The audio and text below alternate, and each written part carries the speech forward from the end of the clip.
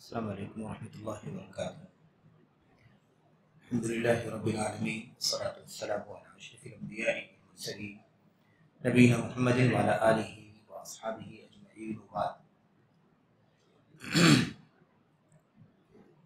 رضا اسلام دیو ملی بھائیوں، بزرگوں، قابل احترام اور بہنوں، عزیز بچوں، کتاب التوحید کے درس کا جو سلسلہ چل رہا ہے اس سلسلے کی سرگرمیوں میں سے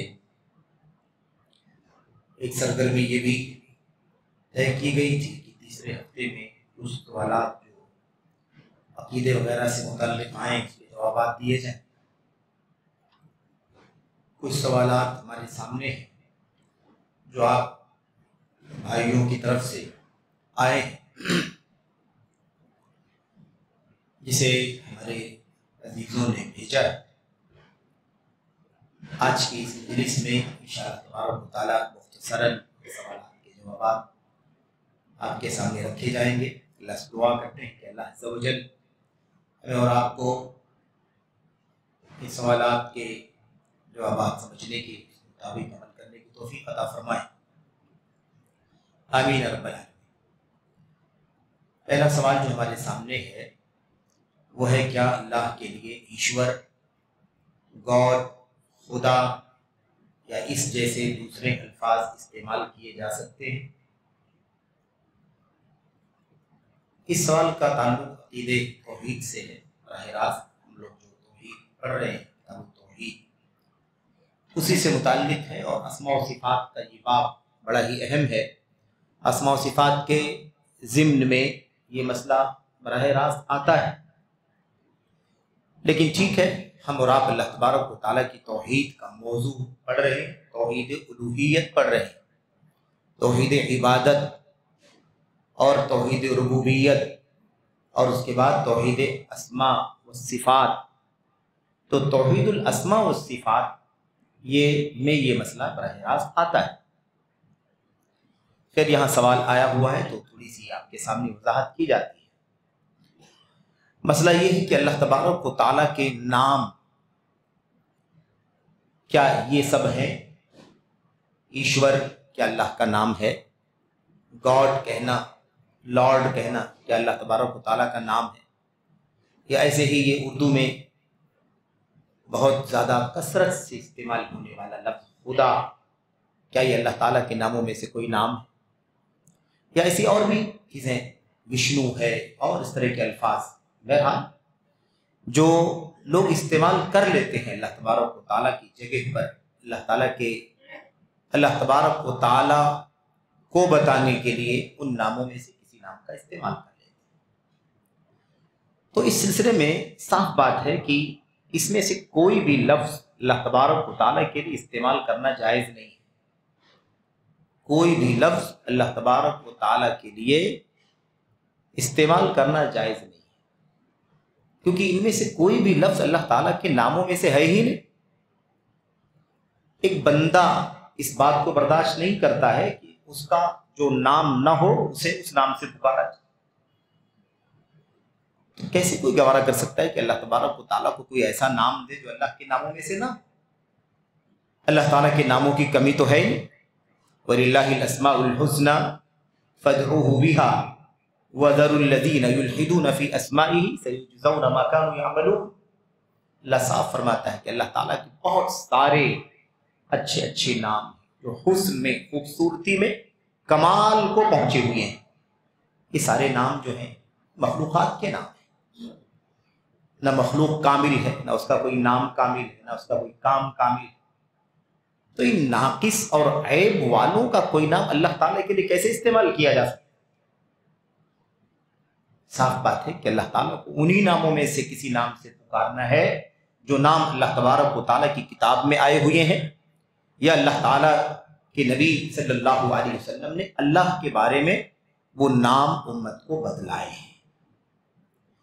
تو بہت صاف بات ہے، اللہ صاف فرماتا ہے وَلِلَّهِ الْأَسْمَاءُ الْحُسْنَى فَادْعُوهُ بِهَا۔ اللہ تعالیٰ کے بہت اچھے اچھے نام ہیں، اللہ کو انہی ناموں سے پکارو۔ اگر ان ناموں میں سے کسی نام، ان ناموں کے علاوہ کسی نام سے اللہ تعالیٰ کو کوئی پکارتا ہے، گاڈ کہتا ہے، لارڈ کہتا ہے، خدا کہتا ہے، ایشور کہتا ہے، اور کوئی نام لیتا ہے، تو ظاہر سی بات ہے کہ اللہ تبارک و تعالیٰ کی اس حکم کی کھلی خلاف ورزی۔ اللہ فرماتا ہے میرے بہت اچھے اچھے نام ہیں، مجھے بلانا ہے تو ان میں سے کسی نام سے بلاؤ۔ تو یہ سراسر ناجائز ہے۔ اللہ تعالیٰ کے ناموں میں سے کسی نام سے ہی اللہ تعالیٰ کو پکارنا واجب ہے، فرض ہے، ضروری ہے۔ اللہ تعالیٰ کے نام کتنے ہیں؟ اللہ تعالیٰ کے ناموں کی تعداد ان گنت ہے۔ اللہ تبارک و تعالیٰ ہی جانتا ہے کہ اللہ تعالیٰ کے نام کتنے ہیں۔ مسند احمد بن حنبل رحمۃ اللہ علیہ کی مشہور روایت آئی ہوئی ہے، اس میں اللہ کے نبی علیہ السلام دعا کرتے ہوئے فرماتے ہیں اسألک اللہم بکل اسم ہوا لک سمیت بہ نفسک او انزلتہ فی کتابک او علمتہ احدا من خلقک او استأثرت به فی علم الغیب عندک ان تجعل القرآن العظیم ربیع قلبی ونور صدری وجلاء حزنی وہمی۔ صاف صاف اللہ کے نبی علیہ السلام اللہ تبارک و تعالیٰ سے دعا کرتے ہوئے کہتے ہیں اے اللہ میں تجھ سے دعا کرتا ہوں تیرے ہر اس نام کے وسیلے سے۔ سب سے بڑا وسیلہ کیا ہے؟ ایک بندے کا اللہ تبارک و تعالیٰ سے قریب ہونے کا سب سے بڑا وسیلہ کیا ہے؟ اللہ تعالیٰ کے ناموں میں سے کسی نام سے اللہ تعالیٰ سے دعا کریں۔ تو میں تیرے ناموں میں سے، میں تیرے ہر اس نام کے وسیلے سے دعا کرتا ہوں جو نام تو نے اپنا رکھا ہے، یا تو نے اسے اپنی کتاب میں اتارا ہے، یا تو نے اپنی مخلوق میں سے کسی کو وہ نام سکھایا ہے، یا تو نے وہ نام اپنے علم غیب میں خصوصیت کے ساتھ چھپا رکھا ہے۔ تو اللہ تعالیٰ کے علم غیب میں کتنے نام اللہ کے کھل جاتا ہے۔ اسی لیے اہل علم کہتے ہیں اسماء اللہ لا تحصى بعدد، اللہ تعالیٰ کے ناموں کو کسی گنتی میں شمار نہیں کیا جا سکتا ہے۔ رہی بات 99 والی جو بات آئی ہوئی ان اللہ تعالیٰ 99 اسما مئتا الا واحدا من احصاها دخل الجنہ، کہ اللہ تبارک و تعالیٰ کی 99 نام ہیں، 100 میں ایک کم، جو ان ناموں کو شمار کرے گا وہ جنت میں داخل ہوگا۔ تو یہ خصوصیت 99 ناموں کی ہے۔ جو 99 ناموں کو یاد کر لے، ان کے الفاظ کو یاد کرے، الرحمن، الرحیم، الغفور، القہار، الجبار، الشکور، الحلیم، اللہ کے ناموں کو باقاعدہ یاد کرے، اس کے معانی کو سمجھے۔ اللہ تبارک و تعالیٰ سے دعا کرنا ہو تو ان ناموں میں سے کسی نام کا وسیلہ لے۔ بخشش چاہیے تو مغفرت، بخشش چاہیے تو غفار کہہ کر کے، اے اللہ تو غفور ہے، غفار ہے، مجھے بخش۔ روزی چاہیے، اللہ تعالیٰ کے نام رزاق کا وسیلہ لے تو روزی دینے والا ہے۔ معافی چاہیے، العفو کا حوالہ دے، وسیلہ لے کہ اللہ تو العفو ہے، اس لیے مجھے معاف فرما دے۔ جیسا کہ رمضان آ رہا ہے، قدر کی راتوں میں، طاق راتوں میں یہ دعا مسنون ہے، اللہم انک عفو تحب العفو فاعف عنا۔ یہ العفو جو اللہ تعالیٰ کا نام ہے، اسی نام کے وسیلے سے دعا کرنے کی دلیلوں میں سے ایک دلیل۔ خیر، تو جو اس کو یاد کر لے، اس کے معنی کو سمجھ لے، ان ناموں کے ذریعے سے اللہ تبارک و تعالیٰ سے دعا کرے، ان ناموں میں سے کوئی نام اللہ کے علاوہ کسی کو نہ دے، اور اللہ کے ناموں میں سے کوئی نام اللہ سے نہ لے۔ کوئی غیر نام جو اللہ تعالیٰ کے ناموں میں سے کوئی نام نہ ہو، وہ نام اللہ تبارک و تعالیٰ کے ساتھ کے لیے نہ استعمال کرے۔ یہ سب جو ہے احصاء، گننے اور شمار کرنے کے معنی، جو اسے کرے دخل الجنہ، وہ جنت میں داخل ہوگا۔ تو یہ اس 99 نام کی خصوصیت، ایسا نہیں کہ اللہ کے 99 ہی نام، جو نام قرآن میں ملے، سنت میں صحیح سند کے ساتھ ملے، ان کی تعداد 114، 13، 14 کے قریب پہنچتی ہے۔ باقی اللہ تعالیٰ نے اپنے علم میں چھپا رکھا، علم غیب میں ہمیں نہیں معلوم۔ ہم یہ کہتے ہیں کہ اللہ تعالیٰ کے ناموں کی تعداد کوئی نہیں جانتا، اللہ تعالیٰ کے سوا اللہ ہی اپنے ناموں کی تعداد کو جانتا ہے۔ تو بہرحال خلاصہ یہ ہے کہ کوئی بھی نام ان میں سے ہم اللہ تعالیٰ کے لیے استعمال نہیں کر سکتے۔ خدا کا لفظ سب سے زیادہ استعمال ہے۔ الحمدللہ اہل علم نے کوشش کی اس نام کو دھیرے دھیرے ختم کیا جائے، بہت حد تک یہ نام ختم ہو گیا۔ اب کچھ لوگ ادبا ہیں، شعراء ہیں، نثر نظم لکھنے والے، تو بہرحال ان کے یہاں اتنی زیادہ عقیدے کی مضبوطی بھی نہیں ہوتی ہے، انہیں اس بات کا شعور بھی نہیں ہوتا ہے، وہ آپ اکثر و بیشتر تو شعراء کو آپ دیکھیں گے کہ ان کے یہاں انحرافات پائے جاتے ہیں، ان کے یہاں بدعقیدگی پائی جاتی ہے، اور وہی تعبیر جو اللہ تعالیٰ نے قرآن کریم میں استعمال فرمائی، الشعراء یتبعهم الغاوون الم تر انہم فی کل واد یہیمون، تو شعراء عام طور پر بہکے ہوئے ادھر ادھر دنیا کی وادیوں میں بھٹکنے والے، اور ادھر کا خیال ادھر سے باتیں جوڑ کر کے کہنے والے، یہ سب طریقے ہوتے ہیں ان کے۔ تو بہرحال گہری بصیرت، گہرا علم ان کے پاس نہیں ہوتا، اس لیے وہ معتبر نہیں ہے۔ لیکن بہرحال عقیدے، شریعت اور دین کی کتابوں میں اس لفظ کا استعمال پورے طور پر ختم کر دینے کی کوشش ہونی چاہیے۔ دھیرے دھیرے لوگ کہتے ہیں کہ خدا کہنے سے کوئی اور مراد نہیں ہوتا ہے، اللہ ہی مراد ہوتا ہے، اسی کو تو منع کیا جا رہا ہے۔ اگر خدا کہہ کے کوئی اور مراد ہو تو واضح ہے کہ وہ مشرک ہے، کلم کلا، تو کلم کلا مشرک ہے، اس کا مطلب غیر اللہ کو پکار رہا۔ یہ مسئلہ الگ ہے، اس کی بات ہی نہیں ہو رہی۔ بات اس کی ہو رہی ہے کہ اللہ کا وہ نام نہیں ہے جو نام اللہ کو آپ دے رہے ہیں۔ اس لیے یہ ہیلا بہانہ درست نہیں ہے کہ ہم خدا بولتے ہیں تو اللہ ہی کو مراد دیتے ہیں۔ آپ کو اللہ بولنا ہے تو اللہ کے 99 نام، 114 نام، 13 نام ہمارے سامنے موجود ہیں، ہمیں ان 113 14 کو چھوڑ کر کے 15ویں 16ویں کا نام لینے کی ضرورت کیا ہے؟ اس کی دلیل نہیں ہمارے۔ تو ہمیں اس سے بالکل احتراز کرنا ضروری ہے۔ یہ الفاظ، یہ نام اللہ تعالیٰ کے لیے استعمال نہیں کیے جا سکتے ہیں۔ حرام ہے ایک مسلمان کے لیے کہ اللہ تعالیٰ کے ناموں میں سے کوئی نام نہ ہو اور وہ نام اللہ تبارک و تعالیٰ کو دے۔ یہ اسی الحاد کا حصہ ہے جس کے بارے میں اللہ تبارک و تعالیٰ نے وعید بیان فرمائی، وَذَرُوا الَّذِينَ يُلْحِدُونَ فِي أَسْمَائِهِ، ان لوگوں کو چھوڑ دو جو اللہ کے ناموں میں الحاد کرتے ہیں۔ الحاد کا مطلب کیا ہوتا ہے؟ الحاد کا معنی ہوتا ہے ٹیڑھا چلتے، اس اصل سیدھے راستے پر نہیں چلتے جو اللہ تعالیٰ کے ناموں میں چلنا چاہے، بلکہ اسے ہٹ کے دائیں بائیں مائل ہو کر کے چلتے ہیں۔ اور ان میں سے ایک الحاد یہ بھی ہے کہ اللہ کا جو نام نہیں ہے وہ نام اللہ تبارک و تعالیٰ کے ساتھ جوڑا جائے، یہ بھی الحاد کی ہے۔ بہرحال یہ ایک سوال تھا۔ دوسرا سوال ہمارے سامنے، کیا کوئی کسی کام کی افتتاحی تقریب کے لیے ناریل یا ریبن کاٹ سکتا ہے؟ اللہ کے نبی صلی اللہ علیہ وسلم کی وہ حدیثیں اس طرح کے تمام مسائل پر فٹ ہوتی ہیں جو اللہ کے نبی نے فرمایا تھا، لَتَتَّبِعُنَّ سَنَنَ مَنْ كَانَ قَبْلَكُمْ شِبْرًا بِشِبْرٍ وَذِرَاعًا بِذِرَاعٍ۔ اللہ کے نبی نے فرمایا تھا تم لوگ ضرور بھی ضرور اپنے سے پہلے والوں کے نقش قدم پر چلو گے،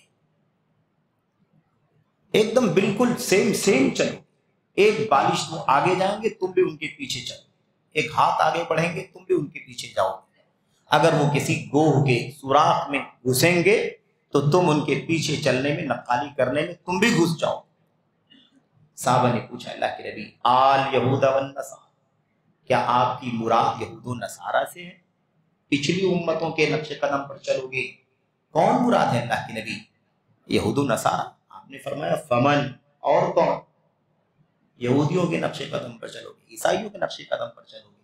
بھلا کوئی بتائے کہ ناریل، کتنے ساری مناسبت تاریخی اسلام کے اندر موجود ہے۔ تو اللہ کے نبی علیہ السلام مدینہ تشریف لائے تو آپ نے مسجد ہی کی بنیاد پہلے رکھی، مسجد ہی کی بنیاد رکھی۔ آپ نے کیا توڑا؟ ناریل توڑا؟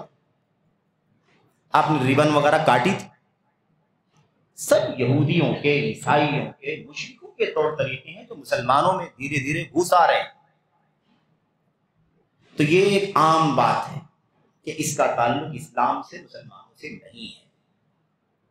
اب اس کے بعد اندر داخل ہوں گے اس مسئلے میں تو اب یہ آئے گا مسئلہ کہ ایسا کرنے والے کیا سوچ کے کرتے ہیں، کیا سوچ کے کرتے ہیں؟ جو ناریل توڑتا ہے اسے رسم سمجھتا ہے یا وہ دین و شریعت کا حصہ سمجھتا ہے، جو آدمی ریبن کاٹتا ہے وہ ایک عام رسم سمجھتا ہے یا وہ دین و شریعت سمجھتا ہے۔ تو یہ سب تو موشگافیاں ہیں۔ مسلمانوں کا کام یہ ہے کہ مسلمان اپنی تہذیب سے، اپنی کلچر سے جڑا رہے۔ میں کہتا ہوں، بعض علماء کہتے ہیں کہ بھئی وہ دین کا حصہ نہیں، وہ شریعت نہیں ہے، اس کا تعلق تو ہے نا، مطلب رواج سے ہے، عام سماج سے، کلچر سے اس کا تعلق ہے، شریعت اور دین سے کوئی مسئلہ نہیں ہے، کوئی اس کا تعلق نہیں ہے، اس لیے اس میں بدعت وغیرہ کا مسئلہ نہیں آتا ہے۔ اس طرح کی بات بعض علماء کہتے ہیں۔ لیکن سوال یہ پیدا ہوتا ہے کہ مشابہت سے جو منع کیا جا رہا ہے کیا اس کا تعلق عقیدے ہی سے؟ عقیدے سے نہیں ہے نا، کوئی ضروری نہیں عقیدے، پہناوا بھی، لباس بھی، چلنا پھرنا بھی، اٹھنا بیٹھنا بھی، کسی بھی چیز میں مشابہت سے اللہ کے نبی صلی اللہ علیہ وسلم نے غیروں کی منع فرمایا. تو اس سے کوئی بحث نہیں ہے کہ وہ معاملہ کیا ہے. معاملہ یہ کہ کیا اسلام اور مسلمان دستے نگر غلام ہیں یہودیوں کے، عیسائیوں کے، مشرکوں کے؟ آخر کیوں ہم کسی کی غلامی کریں؟ ان کی دیکھی دیکھی، ان کی دیکھا دیکھی ہم چلیں گے کہ ہماری دیکھا دیکھی وہ چلیں گے؟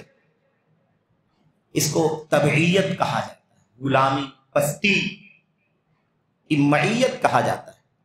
ترمذی وغیرہ کی روایت جس میں اللہ کے نبی علیہ الصلوۃ والسلام نے فرمایا لا تکونوا امعا، مرفوعاً تو روایت غالباً صحیح نہیں ہے، لیکن عبداللہ بن مسعود رضی اللہ تعالیٰ عنہ کا اثر صحیح. لا تکونوا امعا، امعا نہ بن جاؤ. امعا کا مطلب کیا ہوتا ہے؟ جو پبلک کرتی ہے وہ ہم بھی کریں، جو چل رہا ہے دنیا میں وہ ہم بھی کریں، اور ہم یہ سمجھے کہ بھائی ویسے ہی کریں گے تو ہم مطلب اونچے سمجھے جائیں، ہماری شان ہوگی، ہمارا مقام ہوگا. اور اگر ہم دنیا کے ساتھ ساتھ نہیں چلیں گے تو ہم پچھڑ جائیں گے، پسماندہ ہو جائیں، دقیانوس ہو جائیں. اس طرح کی سوچ مسلمان کے یہاں آنی ہی نہیں چاہیے. اسلام سب سے عظمت والا دین ہے، مسلمان سب سے زیادہ عظمت والے لوگ ہیں انسانیت کائنات. ہم لوگوں کے دستے نگر کیوں بنے؟ ہم کیوں یہودیوں کی نقالی کریں؟ ہم کیوں عیسائیوں کی نقالی کریں؟ ریبن ہی صحیح، عقیدہ نہیں، شریعت نہیں، سماج ہی صحیح، رسم ہی صحیح دنیا ہے. تو دنیا کی رسم میں ہم ان کے غلام ہیں. اپنے آپ کو ہم کیوں نیچا دکھائیں؟ ہم تمہارے پیچھے پیچھے چلتے ہیں، تم بہت زیادہ ترقی والی زندگی گزارتے ہو، ہم تو پچھڑے ہوئے ہیں، اب تمہارے پیچھے چلیں گے تو ہم ذرا بلندی کی طرف آئیں. یہ طبیعی درست نہیں. تو امعہ نہ بنو. ابن مسعود نے کیا فرمایا؟ لوگوں امعہ نہ بنو. تو ان کے ساتھیوں نے کہا کہ امعہ کیا ہے؟ آپ کہہ رہے ہیں امعہ نہ بنو، کیا مطلب ہوتا ہے اس کا؟ انہوں نے فرمایا کہ امعہ کا مطلب ہوتا ہے انا مع الناس، میں لوگوں کے ساتھ ساتھ ہوں، جو لوگ کر رہے ہیں میں بھی کر رہا ہوں، جو لوگ کر رہے ہیں وہ میں بھی کر رہا ہوں. اب لوگ دیکھتے ہیں کہ دنیا جو ہے فیتا ریبن کاٹ کاٹ، وہ 5 روپے کی ریبن لا کر کے کاٹتے ہیں اور اس کو ترقی سمجھتے ہیں، اور مسلمانوں کی غلامی کر رہے ہیں. وہ سوچتا ہے کہ ہم بھی کوئی کسی چیز کا افتتاح کریں گے، کوئی پروجیکٹ ہوگا، کوئی بلڈنگ ہوگی، کوئی گھر ہوگا، کوئی دکان ہوگی، کوئی مسجد ہوگی، کوئی مدرسہ، کوئی بھی چیز ہو، کوئی روڈ ہو، کوئی بھی چیز ہوگی، اس کا ہم اس کے اوپننگ کریں گے، اس کا افتتاح کریں گے تو ریبن لا کر کے کاٹیں گے، باندھیں گے دائیں بائیں، اور اس کے بعد 5 روپے کی کینچی لا کر کے کسی سماج کے آدمی کو لا کر کے دیں گے اور وہ کاٹے گا، اور اس کے بعد داخل ہوگا. کہاں ہے اسلام؟ اسلام کسی بھی چیز کی شروعات کس سے ہوتی ہے بھائی؟ اسلام اللہ کے نام سے. کل امر ذی بال لم یبدأ بحمد اللہ فهو اخطأ. کوئی بھی اہم کام جو اللہ تبارک و تعالیٰ کے نام سے نہ شروع کیا جائے وہ انکمپلیٹ ہوتا ہے، وہ ناقص ہوتا ہے. ریبن کے فوٹو ریکارڈ ہو جاتے ہیں، ویڈیو بن جاتی ہے، آپ کے ریکارڈ میں آ جاتی ہے، میڈیا پر پھیل جاتی ہے، لیکن اللہ تبارک و تعالیٰ اس کو بے برکت بنا دیتا ہے، اس میں نحوست ڈال دیتا ہے. اس لیے کہ شروع کرنا ہے بسم اللہ الرحمن الرحیم، داخل ہو جاؤ. اور پھر شروع کرنا کس معنی میں ہے بھائی؟ آپ نے کوئی بلڈنگ بنائی ہے تو کیا ابھی تک آپ داخل نہیں ہوئے اس کے؟ آپ آتے رہے، جاتے رہے، دیکھتے رہے، ہے کہ نہیں؟ تو اب یہ کون سے رسم کے نام پر آپ داخل ہوں گے کہ اس کے لیے فنکشن کرنا پڑے گا، ناریل توڑنا پڑے، اس کے لیے ریبن اور فیٹا باندھنا پڑے؟ کون سا طریقہ ہے؟ کہاں سے آیا ہے؟ میرے بھائی معاملہ صرف اتنا ہی نہیں ہے جائز ہے کہ نہیں، ناجائز ہے، عقیدہ ہے، شریعت ہے، یا سماج کی رسم ہے. مسئلہ یہ کہ مسلمان جا کہاں رہا؟ انا مع الناس، میں تو بھائی لوگوں کے ساتھ ساتھ چل. اب یہودی دنیا ترقی پر، عیسائی ترقی پر ہے، غیر مسلم ترقی پر ہے، اس لیے مسلمان سمجھتا ہے کہ ہم تو پچھڑے ہوئے ہیں، جیسا یہ کرتے ہیں ویسے ہم کریں گے تو ہم بھی ترقی کریں گے. مسلمان غلام بننے کے لیے نہیں آیا ہے، مسلمان آگے چلنے کے لیے آیا ہے، دنیا اس کے پیچھے چلے. مسلمانوں کو چاہیے کہ اپنے آپ کو ایسا بنائیں. اسلام یعلو ولا یعلی علیہ، اسلام بلند ہونے کے لیے آیا ہے، کوئی اور چیز، کوئی اور دھرم اسلام پر بلند ہو جائے. اسلام آیا ہی لیظہرہ علی الدین کلہ، اسلام اس لیے آیا ہے تاکہ اللہ تعالیٰ اسے سارے ادیان پر اللہ تعالیٰ غالب کرے. تو یہ پچھڑا پن، یہ تبعیت، یہ غلامی اور یہ ماتحتی انہزامیت، یہ بالکل مسلمان کو زیب نہیں دیتا ہے. مسلمان اپنی ہر چیز کی شروعات بسم اللہ سے کریں. دنیا دیکھے، یہودی دیکھیں، عیسائی دیکھیں، وہ تو اللہ کو مانتے ہیں کہ نہیں مانتے؟ ٹھیک ہے، شرک کرتے ہیں، بدعقیدگی ہے ان کے، لیکن اللہ تبارک و تعالیٰ آسمانی دین ہے، اللہ رب العالمین کا عقیدہ ہے کہ نہیں ان کے؟ کم سے کم وہ دیکھیں تو سوچیں کہ مسلمان تو اللہ کے نام سے اپنی دکان کی شروعات کرتا ہے. مسلمان تو اپنی مکان کی، گھر کی شروعات، بنگلے کی شروعات، اس کی اوپننگ داخل ہوتا ہے بسم اللہ الرحمن الرحیم کر کے داخل ہوتا ہے، اللہ تعالیٰ کا نام لیتا ہے، اور اللہ تعالیٰ کا نام جہاں آیا وہاں برکت آ گئی، خیر آ، وہ ہمیں دیکھ کر کے ہمارے پیچھے چلے. مسلمان کی حالت یہ ہوتی جا رہی ہے کہ مسلمان یہودیوں کی، عیسائیوں کے پیچھے چل رہا ہے. تو بہرحال ان سب سے بچنا ضروری ہے.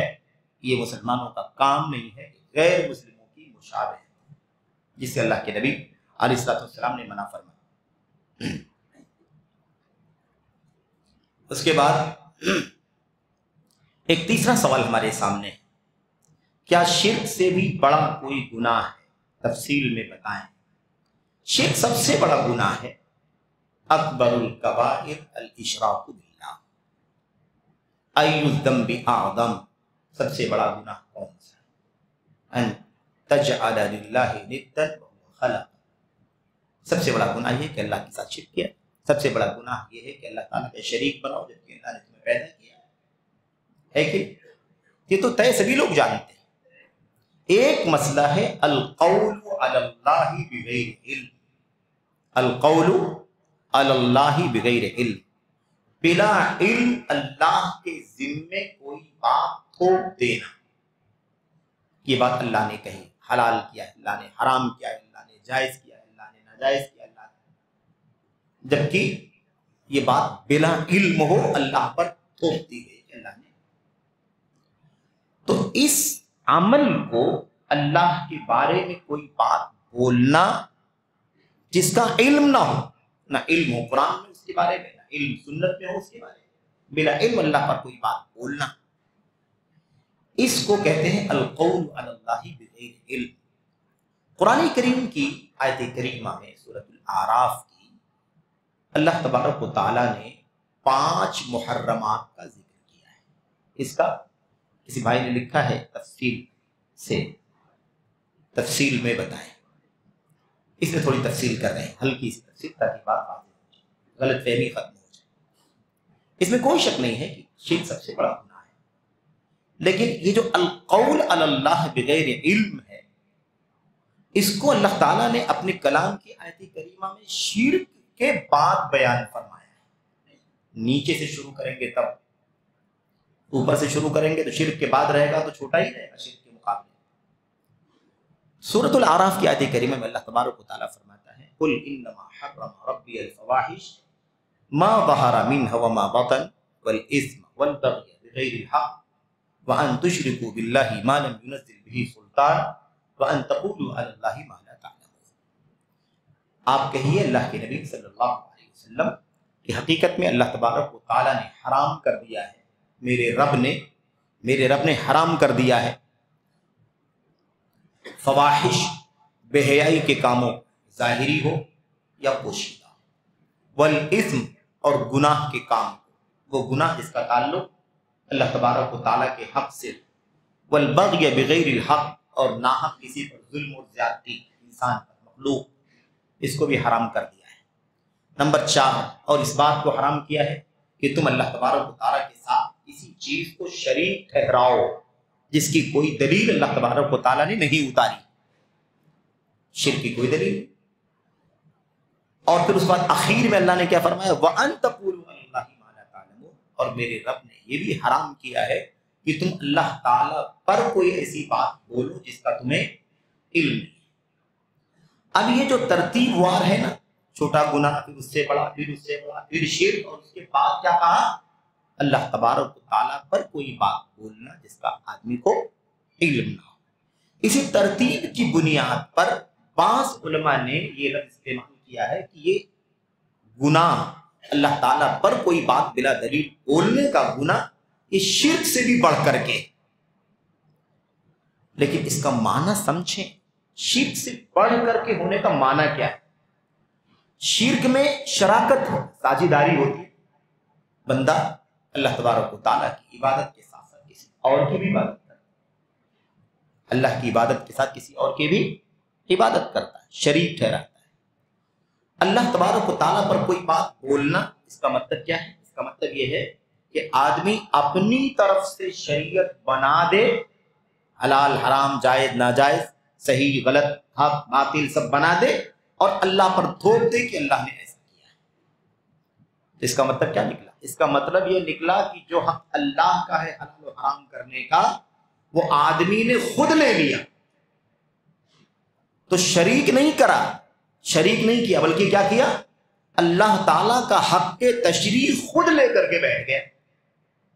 تو ساجھیداری سے بڑھ کر کے پورے طور پر قبضہ کر لینا ہے کہ نہیں؟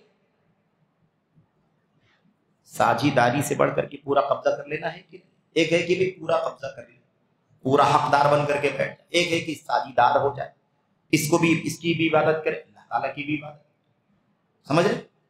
اس اعتبار سے علماء نے کہا، حافظ ابن قیم رحمۃ اللہ علیہ، جیسا کہ مجھے یاد پڑتا ہے، انہوں نے یہ کہا ہے اپنی کتاب میں مدارج السالکین وغیرہ میں، کہ یہ جو القول علی اللہ بغیر علم ہے، اس کو اللہ نے شرک کے بعد اس لیے بیان کیا ہے، شرک سے پڑھ کر اس لیے ہمارے سامنے اس آیت کریمہ میں ظاہر ہو رہا ہے، کیونکہ یہی چیز اللہ پر بلا دلیل کوئی بات بولنا، یہ چیز ہر شرک اور کفر اور ہر بدعت اور حرام کی جڑ۔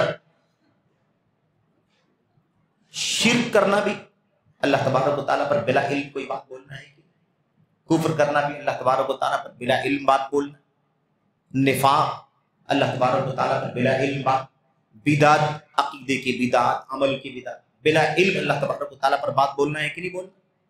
تو جتنے بھی حرام کام، غلط کام، سب کس میں آتے ہیں؟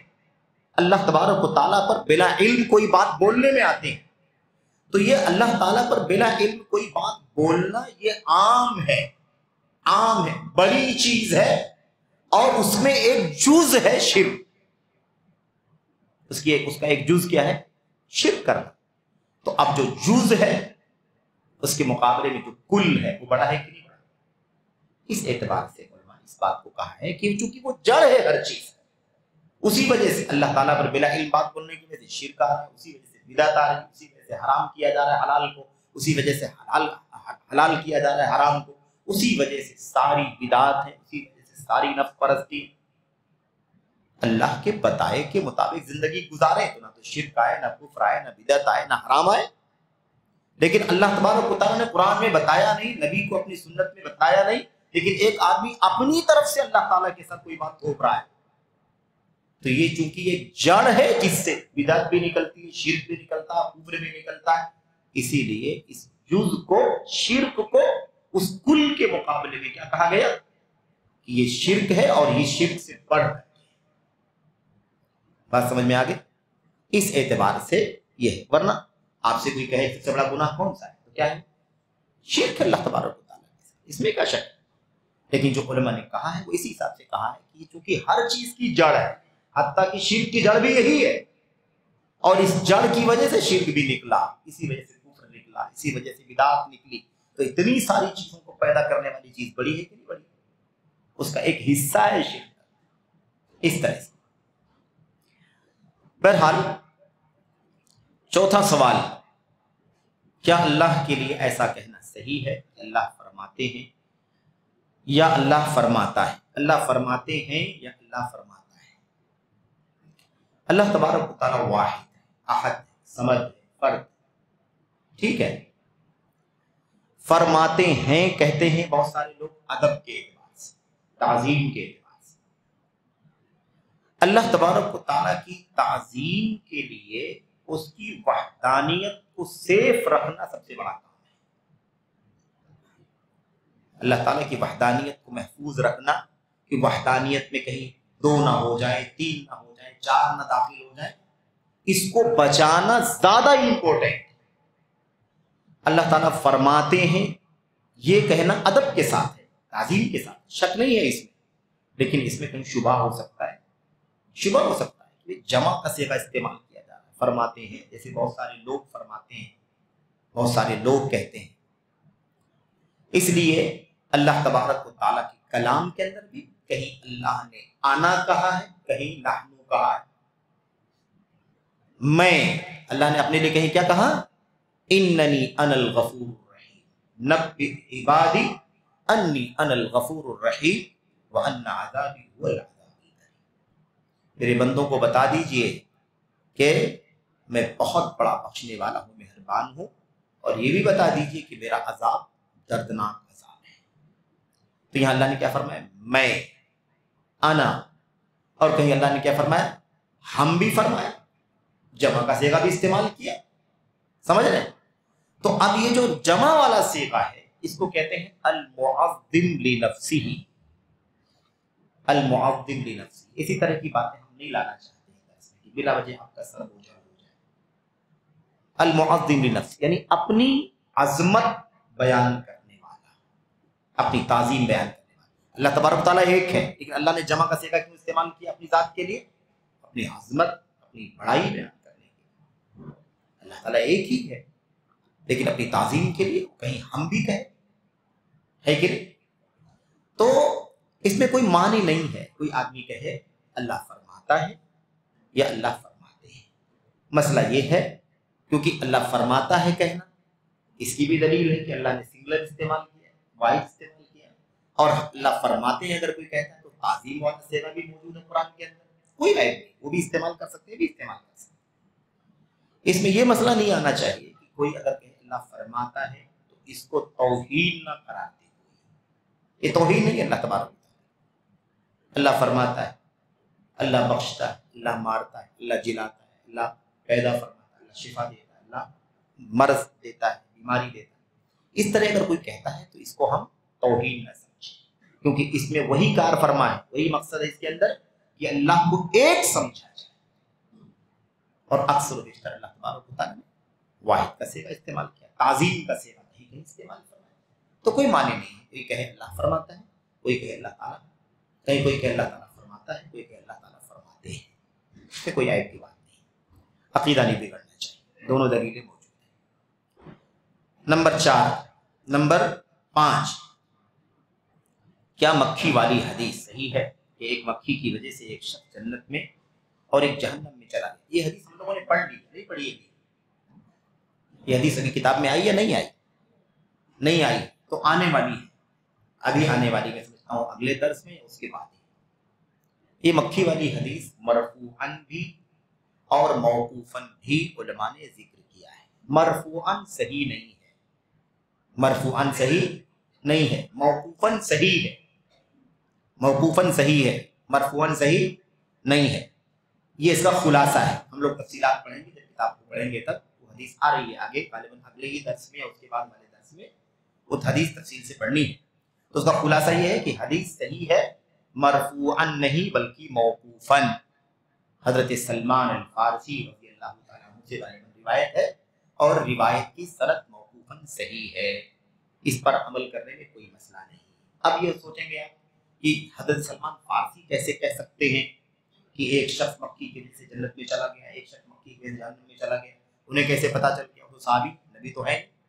تو ایسی حدیثوں کے بارے میں ہمارا عقیدہ کیا ہونا چاہیے کہ یہ حدیثیں عقل سے نہیں آ سکتی ہیں۔ اگر کوئی آدمی اپنی عقل سے فیصلہ کر سکتا ہے کہ ایک مکھی کی وجہ سے، ایک شخص مکھی کی وجہ سے جنتی ہو گئے، ایک شخص مکھی کی وجہ سے جہنمی ہو گئے، اس میں عقل کا، رائے کا، قیاس کا، اپنی سوچ کا کوئی دخل ہی نہیں۔ اس کا مطلب یہ ہے کہ ایسی حدیثیں مرفوع کے حکم میں ہیں، موقوف بھی ہیں تو کس کے حکم میں ہیں؟ مرفوع کے حکم میں۔ جو حدیثیں موقوف بھی ہوں اور وہ عقل سے، رائے سے، قیاس سے نہ بولی جانے والی چیز ہو کہ صحابی نے اجتہاد سے کوئی بات بول دی ہو، ایسا کوئی مسئلہ نہ ہو، تو ایسی صورت میں اس طرح کی روایتوں کو بھی موقوف ہونے کے باوجود بھی حکم کے اعتبار سے مرفوع مانا جاتا ہے، مرفوع کے حکم میں۔ تو یہ بہرحال اس کا خلاصہ ہے، تفصیلات آگے آئیں گے انشاءاللہ تبارک و تعالی۔ نمبر 6، سورہ کہف میں غار والے نوجوانوں کے بارے میں، سورہ کہف میں غار والے نوجوانوں کے بارے میں اور سورہ بروج میں نوجوانوں کے لیے کیا نصیحت ہے، یعنی اصحاب الاخدود کا واقعہ غالباً اشارہ کر رہے ہیں۔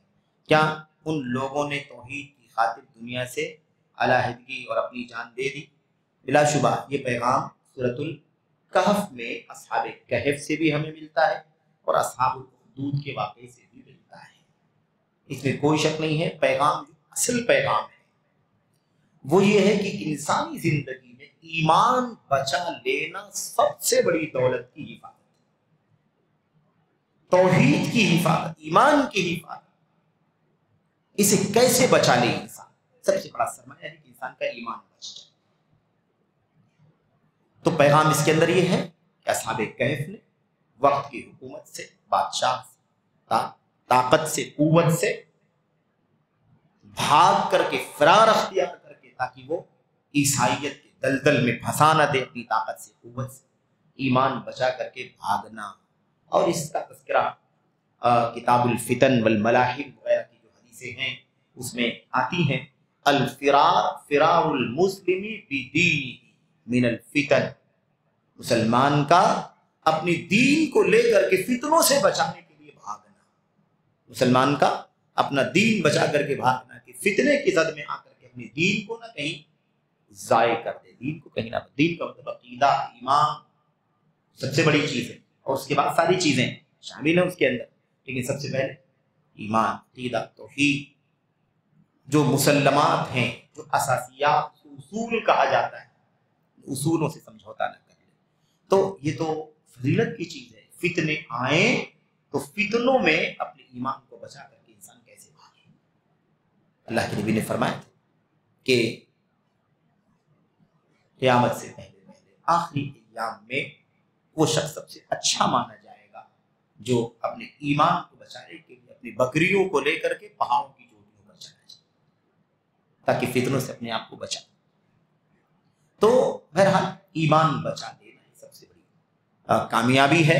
انسان کی دولت چلی جائے، انسان کا گھر بار چلا جائے، انسان کا کچھ اور چلا جائے، لٹ جائے، لیکن انسان کا ایمان اگر بچ جائے تو انسان کی سب سے بڑی کامیابی ہے۔ کیونکہ اللہم اللہ کے نبی صلی اللہ علیہ وسلم کی دعا ہے نا، کیا فرمایا تھا اللہ کے نبی نے دین کے بارے میں؟ کیا فرمایا تھا؟ عصمت امری اللہم اصلح لی دینی الذی ہوا عصمت امری، اللہ میرے دین کی حفاظت فرما، میرا دین بچا لے، جو میرے ہے نا میں مانگتا ہوں، میں دعا کرتا ہوں، یہ میرے دین کو سنوار دے، اس کی اصلاح فرما دے، اس کو سدھار دے، اس کو اچھا کر دے، جو میرے سارے معاملات کی حفاظت کا سبب ہے۔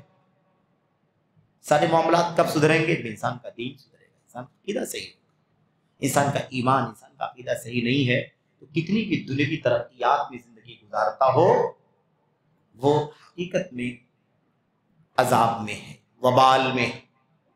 اس لیے دین کی حفاظت یعنی ایمان اور عقیدے کی حفاظت، یہ پیغام ملتا ہے اصحاب کہف سے بھی اور اصحاب الاخدود کے واقعے سے بھی، اور خاص طور پر فتنوں کے حالات، فتنوں کے ماحول میں یہ چیز زیادہ اہم ہو جاتی ہے کہ انسان اپنے ایمان کو، اپنے عقیدے کو کیسے بچائے۔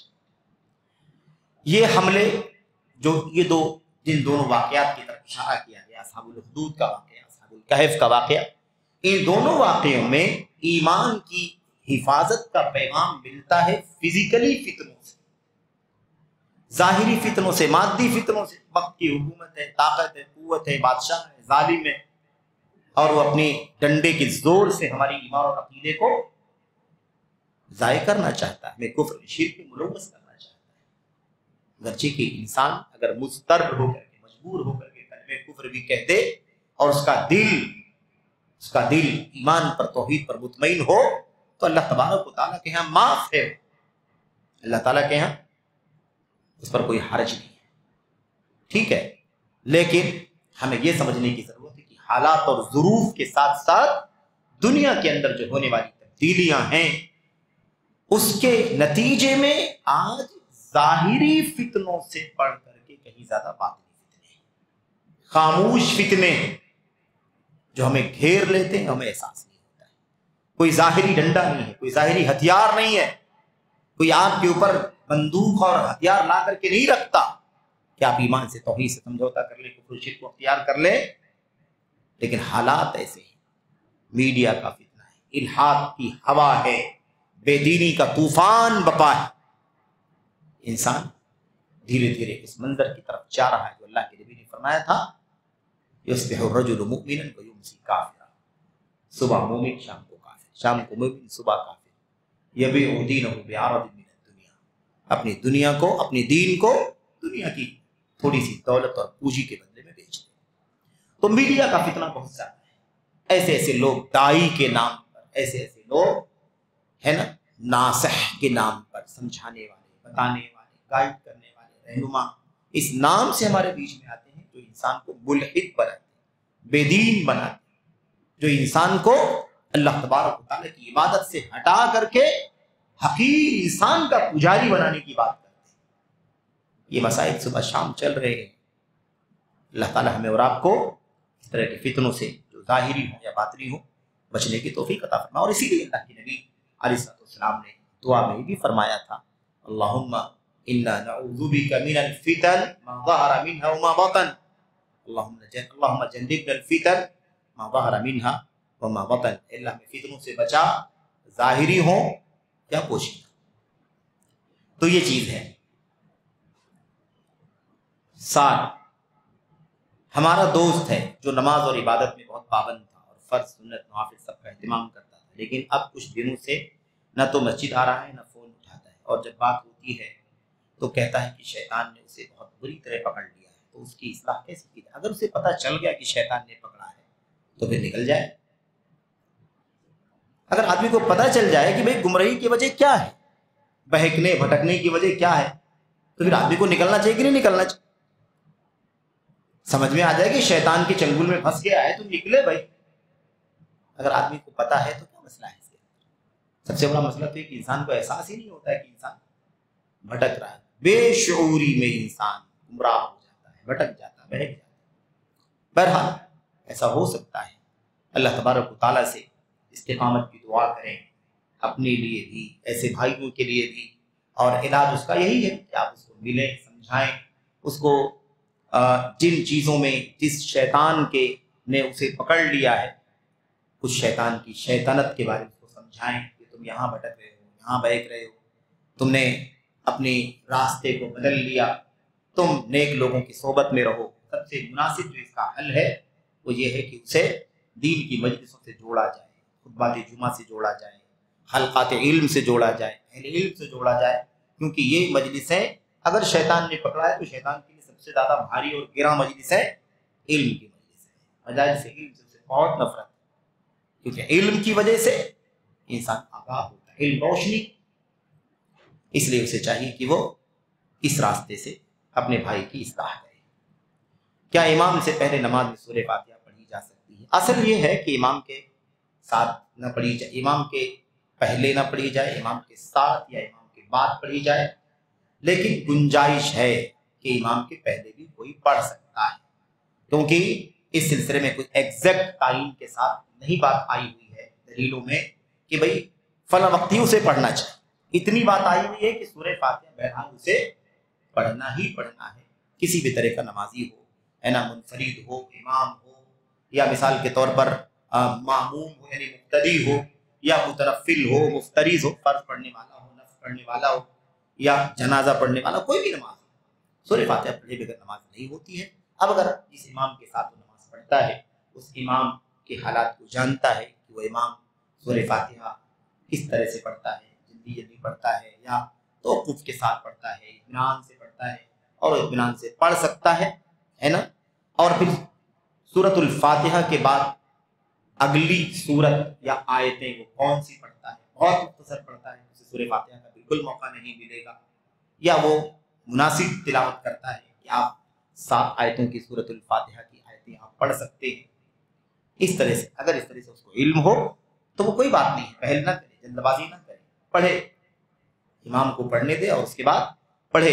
لیکن اگر اسے اندازہ ہو کہ نہیں، موقع نہیں ملے، کوئی حرج نہیں، پہلے بھی پڑھ سکتا ہے، پہلے پڑھ لے تو اپنی سورہ فاتحہ ختم ہونے کے ساتھ آمین کہے، کیونکہ وَلَضَّالِّينَ ہو گیا تو آمین کا وقت آ گیا، تو سورہ فاتحہ کے اختتام پر آمین کا وقت آ گیا، اس لیے اسے آمین کہہ دینا چاہیے۔ اگر پہلے فارغ ہو گیا، ایک آیت پہلے فارغ ہو گیا، دو آیت پہلے فارغ ہو گیا، اور اس کے بعد امام نے سورۃ الفاتحہ مکمل کی اور آمین کہا، تو اب اس کے ساتھ بھی آمین کہیں، کیونکہ وہ ماتحت ہے، مقتدی ہے، اور اسے اپنے امام کی اقتدا کرنا ضروری ہے۔ فَإِذَا أَمَّنَ الْإِمَامُ فَأَمِّنُوا، امام آمین کہے تو تم آمین کہو۔ تو دونوں چیزیں اس کے حق میں ہیں، وہ اپنی صورت ختم کرے تو بھی آمین کہے، اور امام ختم کرے تو بھی وہ امام کے ساتھ آمین کہے، کوئی حرج نہیں، اس کے اندر گنجائش۔ ختم کر لیتے ہیں مختصر 1-2 منٹ میں۔ 9واں مسئلہ ہمارے سامنے، وتر کی نماز کتنی رکعت ہے؟ 1 یا 3؟ وتر کی نماز 1 3 5 7 9 11، 1 3 5 7 9 11 یہ وتر ہے، ٹھیک ہے؟ تو 1 پڑھیں تو بھی حرج کی بات نہیں ہے، 3 پڑھیں تو بھی حرج کی بات نہیں ہے، 1 پڑھیں تو کوئی مسئلہ نہیں ہے، ایک تو ایک ہی رکعت ہے تو اس کا پڑھنے کا طریقہ تو آپ جانتے ہی۔